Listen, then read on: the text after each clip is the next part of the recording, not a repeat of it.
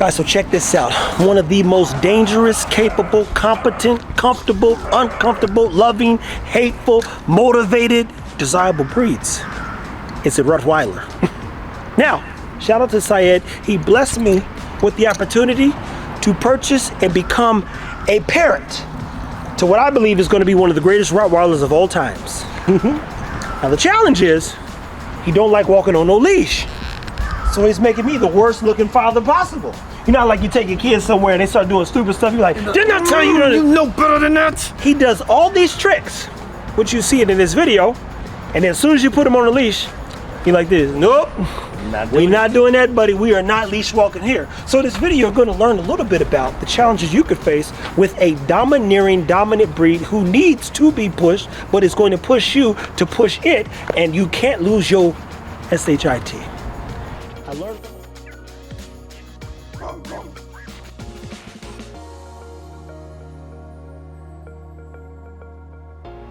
I learned from a woman there's two ways to train a dog, raise a dog, build a dog, take care of a dog. Some people take the tyrannical route. Some people are just good pet parents. A pet parent learns with and from the dog. A tyrant thinks you're going to get the dog to do what you want to do when you want to do it. It don't work that way. Especially not with a Rottie. They're never going to work for you. They're going to work with you. Stan, what's the good, the bad, the ugly with the Rottweilers you've dealt with over the years? So the good is they're motivated to work when they want to. The bad is if they don't want to, they'll try to take off your thumb. And I don't know if you guys can see the scars right there, but I'll send Jamarcus a video and he'll put it up.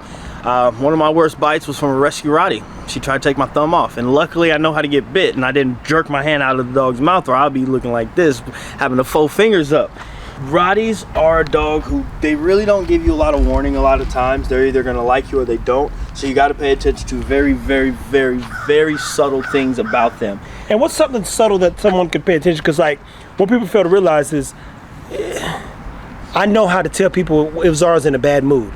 I'll be like this, hey, back away from the dog. Now she's not going to chew you up.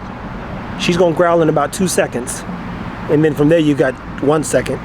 Then we all got to make a choice in the next second. So, what's something that someone might be mindful of before a Rottweiler jumps on them and handles business? So, luckily he still has his tail. He don't have a nub like the other ones did. So you can start paying attention to the tail. If the tail gets really stiff and starts like, he's getting a little tense. He's plotting. Yeah, he's not very comfortable at that moment. Again, the eyes, if the eyes get real big and the ears sit back and they start moving very slowly, they're probably thinking about something. And if you ever watch us doing bite work, whenever we're working with the Rotties, say this is the line that they can reach, and they know that, they'll take 2 steps back, and then they'll bait you in. And then it's like, gotcha. So a Rottie will bait you in. They're not gonna be very vocal about it. If you ever do hear a Rottweiler barking, it's only because they can't get to you. You better pay attention to that bark too. They're a rowdy bunch here. And I tell you one thing, we learn a lot from the little bit of things that we've got. But I tell you, that tail is my opinion. I love that he's got a tail personally. It's a German style Rottweiler. I'll be able to read his behaviors more.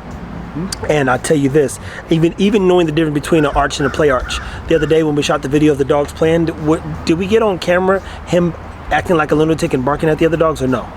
No, we didn't, because he would stop when we're standing there. Okay, so we'll do that today, where we'll let Maestro in and you'll see him losing his crap.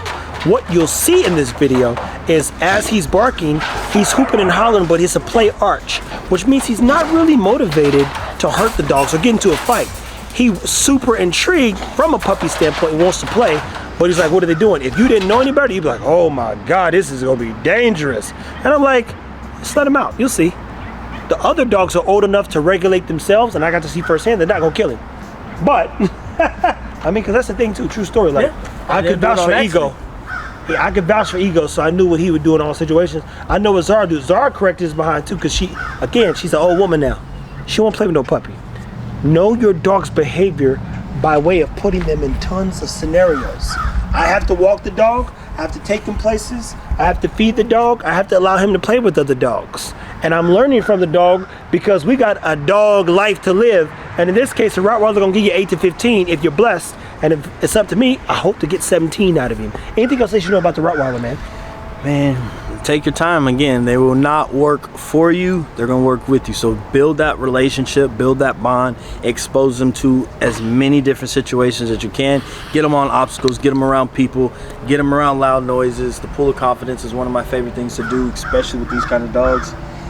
And as well, make sure you guys subscribe so you never miss any of these fun videos. There you have it, people. Dog Father here with Stan the Dog Man. Guys, take care of your dogs.